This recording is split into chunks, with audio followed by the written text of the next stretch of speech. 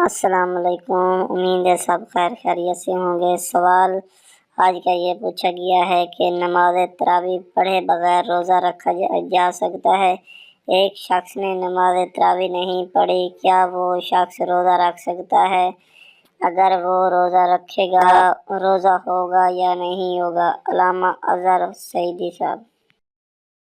اچھے طریقے سے سمجھ لیجئے کہ روزہ جو ہے یہ فرض عبادت ہے، روزہ فرض ہے۔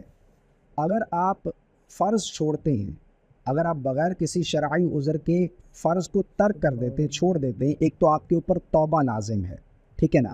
دوسرا، اس فرض کی قضا بھی آپ کے اوپر لازم ہوگی۔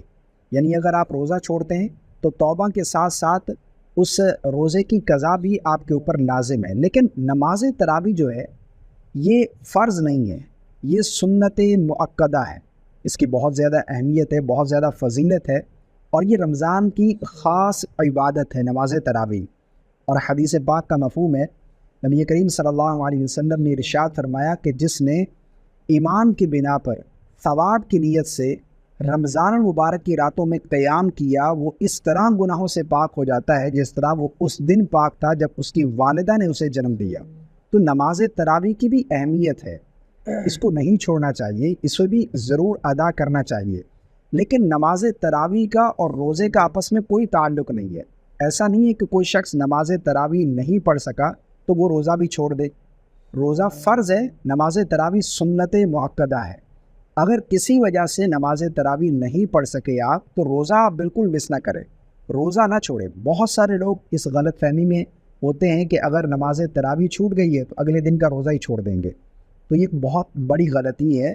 یاد رکھیے گا، اگر بعد میں آپ قضا بھی کر لیں اس روزے کی تو رمضان کے روزے کا مقابلہ نہیں کر سکتے وہ روزے، ٹھیک ہے نا؟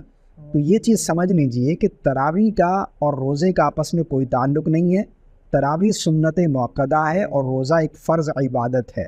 اگر آپ سنت مؤکدہ کو چھوڑ دیں، ایسا تو نہیں کہ آپ فرض بھی چھوڑ دیں گے، تو یہ بہت بڑی غلط فہمی ہے۔ نماز تراویح کی بہت زیادہ اہمیت ہے، بہت زیادہ فضیلت ہے، بہت زیادہ اجر و ثواب ہے، اور یہ رمضان کی خاص عبادت ہے، اسے ہمیں ضرور ادا کرنا چاہیے۔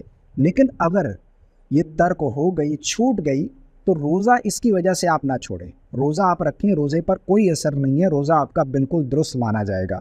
مجھے امید ہے آپ کو میری بات سمجھ آ گئی ہوگی۔ اللہ تعالی ہم سب کو سمجھ کی توفیق عطا